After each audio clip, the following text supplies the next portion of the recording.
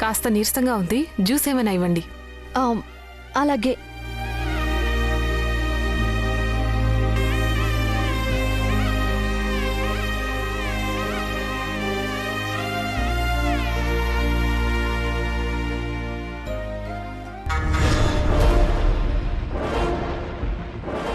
సంసారం ఓ చదరంగం, అనుబంధం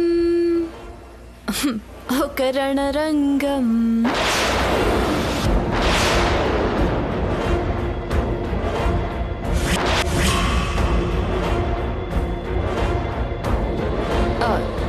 ఏంటే సారీ చెప్పాలా? గంట తిరిగే లోపల నాకే తిరిగి సారీ చెప్పారు చూడు. ఏమన్నా కాళ్ళ మీద పడాలన్నావు కదా, తిరిగి అందరూ నా చేతులు పట్టుకునేలా చేశాను చూడు.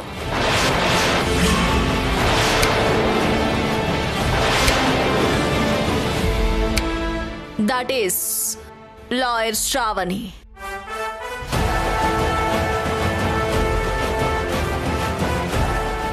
అంతా నాకు అనుకూలంగా మారాల్సిందే తప్ప నేనెవరి కోసమూ మారేది లేదు.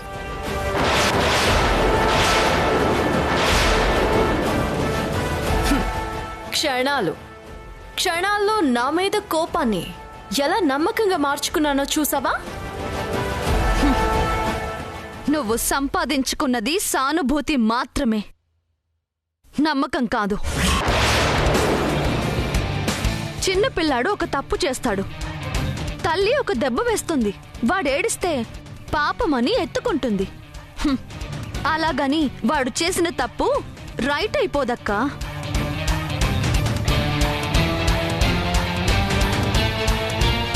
అలాగే సానుభూతి సంపాదించడం చాలా ఈజీ.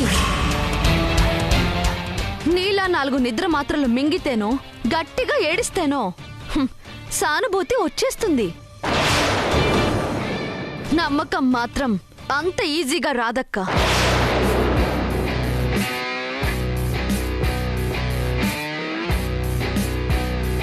నమ్మకం కలగాలంటే ఒకటే మార్గం, నమ్మకంగా ఉండటం మాత్రమే.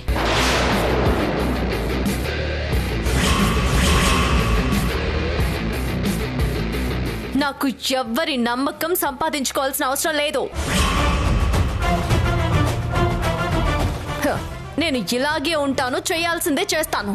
ఏం చేస్తారే? ఎవ్వరేం చేయలేరక్కా. ఒకవేళ ఎవరేమైనా అన్నా నీ దగ్గర బ్రహ్మాస్త్రం ఉంది కదా, మళ్ళీ సానుభూతి కోసం టాబ్లెట్లు మింగుతావు. కాకపోతే అక్క, ఈసారి ఆవేశంలో 4 టాబ్లెట్స్ ఎక్కువ వేసుకుని సమయానికి హాస్పిటల్కి తేలేకపోయామే అనుకో, నష్టం నీకే. మాదే ముందు చెప్పు, 4 రోజులు ఏడుస్తాం, ఆ తర్వాత మర్చిపోతాం.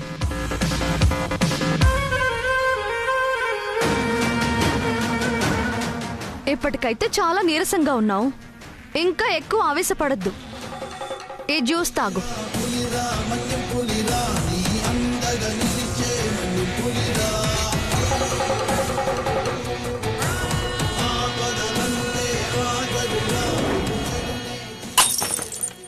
ఇంత అవమానం జరిగాక ఈ కుటుంబాన్ని సంతోషంగా ఉండనివ్వను. ఎలా ఉంచుతావో కూడా చూస్తా. నమ్మకం కలగాలంటే నమ్మకంగా ఉండడం ఒక్కటే మార్గం అన్నావు కదా. ఇక నుంచి చేసే ప్రతి పని నమ్మకం కలిగించడం కోసమే చేస్తా. నమ్మిస్తూ మీ నవ్వుల్ని దూరం చేస్తా. నమ్మకంగా నటించి నరకం చూపిస్తా.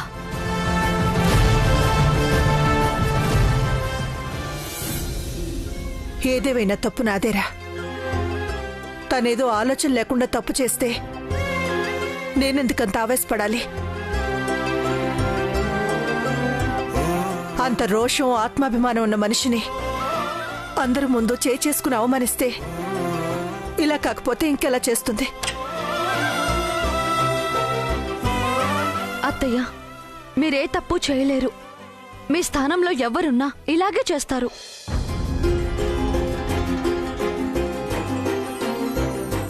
అయినా అక్క చేసిందేం చిన్న తప్పు కాదు కదా. ఇంకా మీరు మంచివారు కాబట్టి చెంపదెబ్బతో వదిలిపెట్టారు. అయినా ఒకదాని తర్వాత ఒకటి సమస్యలేంటమ్మా? నా కుటుంబానికి ఇలాంటి పరిస్థితి వస్తుందని నేను కల్లో కూడా ఊహించలేదు. ఇదిగో మీరిలా బాధపడతారనే మీకే విషయం తెలియకుండా జాగ్రత్త పడదాం అనుకున్నాను. కానీ చివరికి చెప్పాల్సొచ్చింది.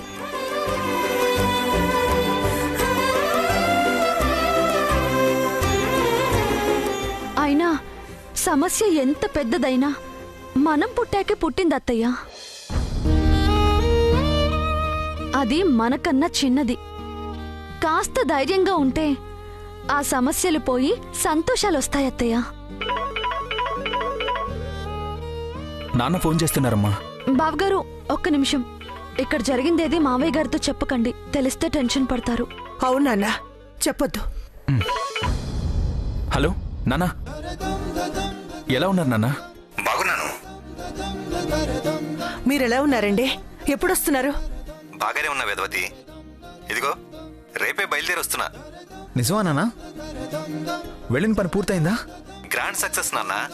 ఇన్నాళ్ళు మీ అందరికీ దూరంగా ఉన్నందుకు అనుకున్న దానికన్నా 10 సక్సెస్ అయింది. ఇక నేను బయలుదేరి వచ్చేయడమే. చాలా సంతోషం మావయ్య గారు. తొందరగా వచ్చేసేయండి. మీకోసం మేమందరం ఎదురు చూస్తూ ఉంటాం. అలాగేనమ్మా, ఉంటాను. సరే మావయ్య. చూసారా అత్తయ్య, సమస్య వచ్చిందని బాధపడే లోపే ఎంత సంతోషం కలిగించే వార్తొచ్చిందో. ఆ సంతోషాన్ని పట్టుకొని ముందుకు పోవాలే గాని బాధని తలుచుకుంటూ అక్కడే ఉండిపోవద్దత్తయ్య. అత్తయ్య, అక్క గురించి నేను చూసుకుంటాను. ఇక మీరు ఆ విషయం మర్చిపోండి. రండి.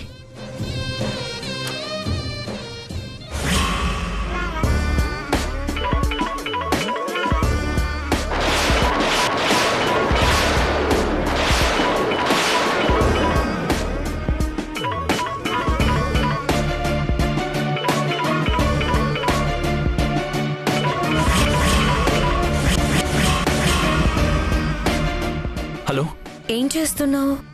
నేను ఫోన్ చేస్తే గాని చేయవా? ఇక్కడ నేను వేరే టెన్షన్లో ఉన్నాను. నేను పెట్టే టెన్షన్ కన్నా పెద్ద టెన్షనా? ఇప్పటికిప్పుడు నీ ముందుకొస్తే, నీ ఇంటికొస్తే నువ్వు పడబోయే టెన్షన్ కన్నా పెద్ద టెన్షనా? కథలు చెప్పి తప్పించుకోవాలని చూడకు విక్రమ్. నేనేం కథలు చెప్పట్లేదు, నిజంగానే వేరే టెన్షన్లో ఉన్నా. అయినా నువ్వు అడిగినవన్నీ ఇస్తున్నానుగా. సరిపోదు, సరిపోదు విక్రమ్. నేనడిగిన ప్రతిసారి, అడిగిన ప్రతిదీ అనుకున్న టైంకి నా చేతిలో ఉండాలి. లేదంటే నా చేతిలో గుట్టుగా ఉండాల్సినవి చేజారిపోతాయి. వద్దు, నువ్వేం కావాలన్నా ఇస్తాను.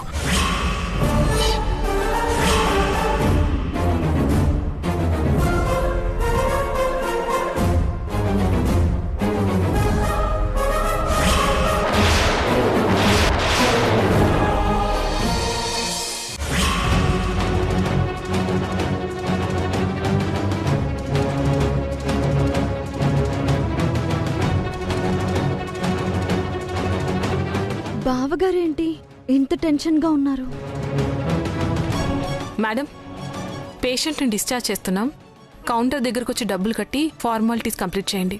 నేను వెళ్తాను, ఇప్పుడే కడతాను. చూడు, నేను ఏ పరిస్థితిలో ఉన్నానో తెలుసుకోకుండా నువ్వు ఇలా పదే పదే ఫోన్ చేసి టెన్షన్ పెట్టడం మంచిది కాదు. నాకు కావాల్సింది నాకిస్తే నేను మాత్రం ఎందుకు టెన్షన్ పెడతాను చెప్పు? ఇంకోసారి నేను అనుకున్నట్టు జరగకపోతే ఫోన్ చేయడం ఉండదు, డైరెక్ట్గా ఇంటికి రావడమే. జాగ్రత్త.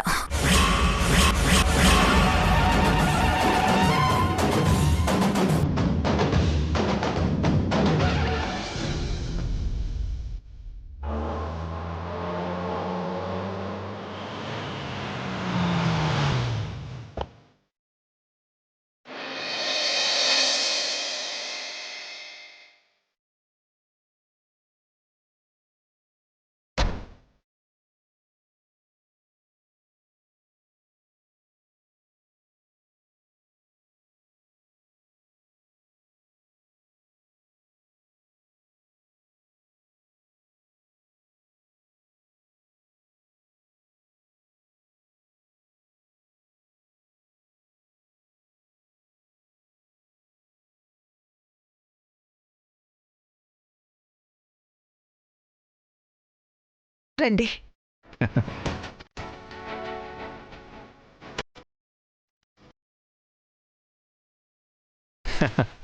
Finally back to home, my sweet home. కూర్చోట.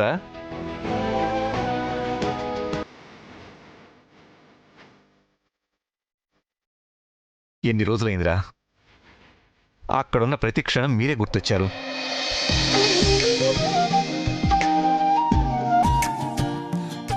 ఎలా ఉన్నావమ్మా? నీకేంటమ్మా, బానే ఉంటావు. నీ చుట్టూ ఉన్న వాళ్ళని కూడా బాగానే చూసుకుంటావు.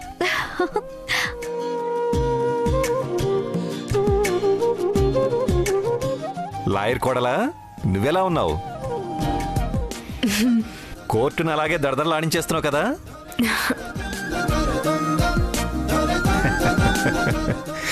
బావా, మీరెలా ఉన్నారు? అయ్యో, మాకేంటి బావా, బ్రహ్మాండంగా ఉన్నావు. నువ్వు లేవన్న లోటే గాని మాకిక్కడ ఏం తక్కువ బావా. ఏమంటావు? What my dear better half, అంతా బానే ఉంది కదా?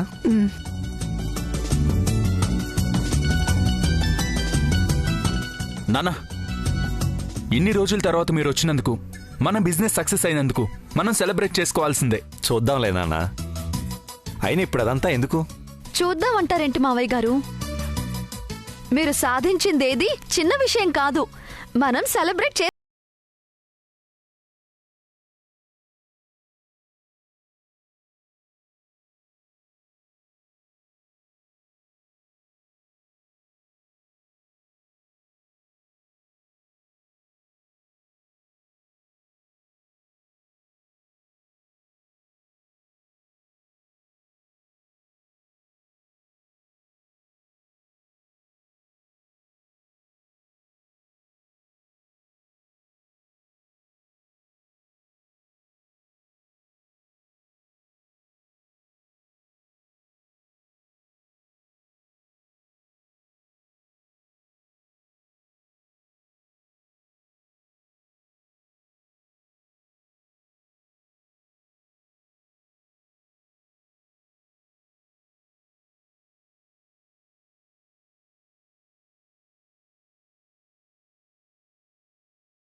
రేపే చేసుకుందాం.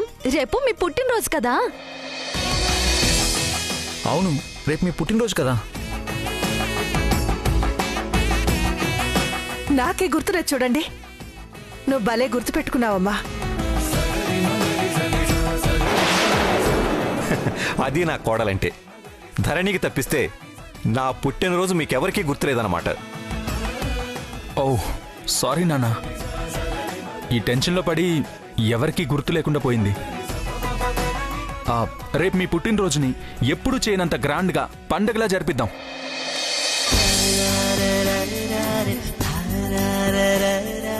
పండగ మావయ్య గారిదే కాదు బావగారు, అత్తయ్య గారిది కూడా. రేపు మావయ్య గారి పుట్టినరోజు, షష్ఠి పూర్తి. ఓ,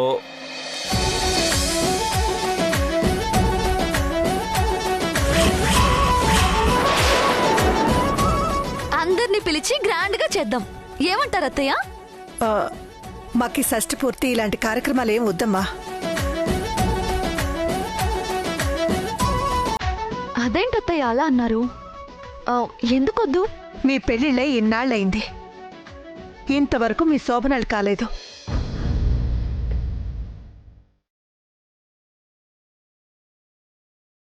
ఇప్పుడు మాకి షష్ఠి పూర్తి కావాల్సి వచ్చిందా?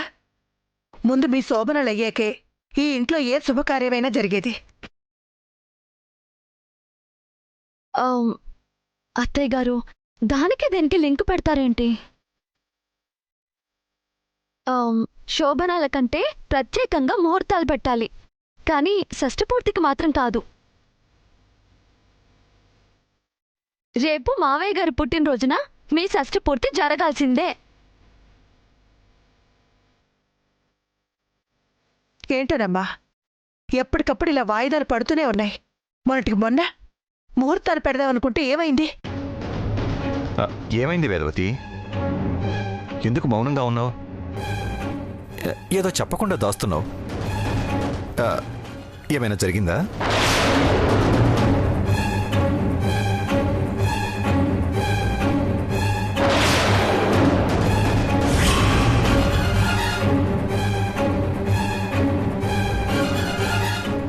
ఏం లేదు మావయ్య గారు, దగ్గరలో మంచి ముహూర్తం లేదు అన్నారు. మళ్ళీ పంతులు గారిని పిలిపించి మాట్లాడదాంలేండి అత్తయ్య. ముందు మీ షష్ఠి పూర్తి జరగనివ్వండి. మావయ్య గారు మీరేనా చెప్పండి. నేను రెడీ అమ్మా, మీ అత్తయ్య ఇష్టం. అమ్మా ప్లీజ్ ఒప్పుకో అమ్మా. అమ్మా ప్లీజ్ అమ్మా ఒప్పుకోమ్మా.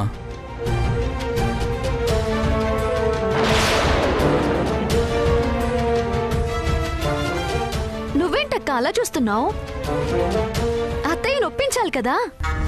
ఇదేంటి మధ్యలోకి నన్ను లాగుతోంది? అయినా ఇది చెప్పకముందే నేనే అడిగుండాల్సిందే. అవునా ఆంటీ, మా అందరి సంతోషం కోసం ఒప్పుకోండి. ఇంకేమిటోయ్, లాయర్ కోడలు కూడా చెప్పేసింది.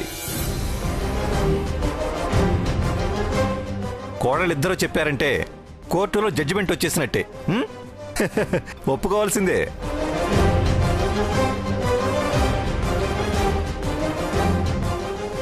అత్తయ్య ఒప్పుకోండి. అలాగేనమ్మా, మీకు నచ్చినట్టే చేయండి.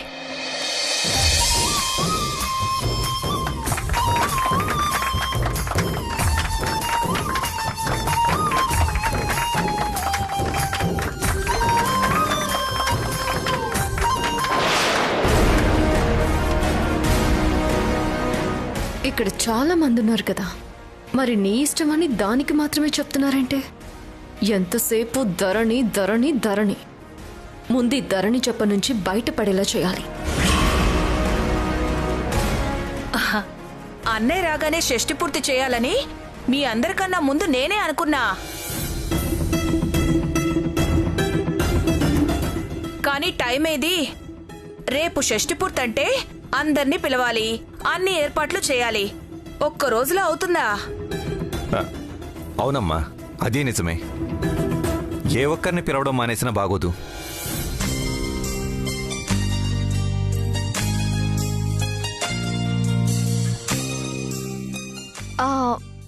దాని గురించి ఎందుకు టెన్షన్ పడతారు మావయ్య?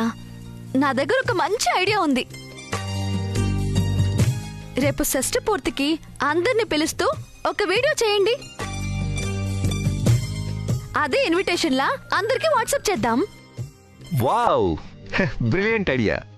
ఇప్పుడే చేద్దాం. సారు ఫోన్ ఇవ్వండి.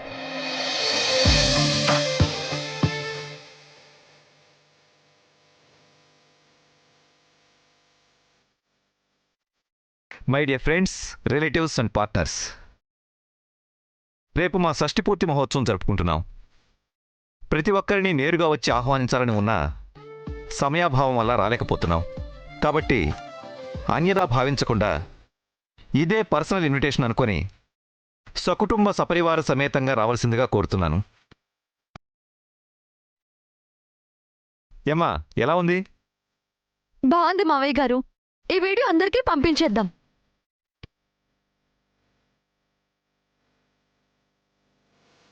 మావయ్య గారు మీరు వెళ్ళి రెస్ట్ తీసుకోండి. ఓకే, అలాగేనమ్మా.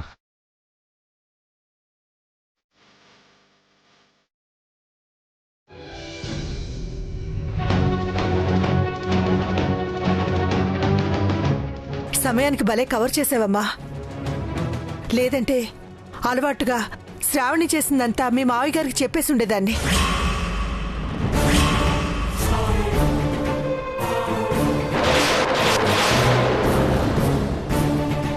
అత్తయ్య, ఇప్పుడు అదంతా ఎందుకు అత్తయ్య? ఎందుకంటావేంటమ్మా? ఇలాంటి విషయాల్లో జాగ్రత్తగా లేకపోతే చాలా ప్రమాదాలు జరిగిపోతాయి.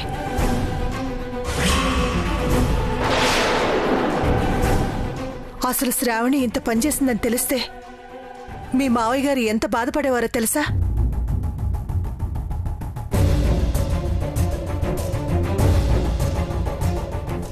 అత్తయ్య,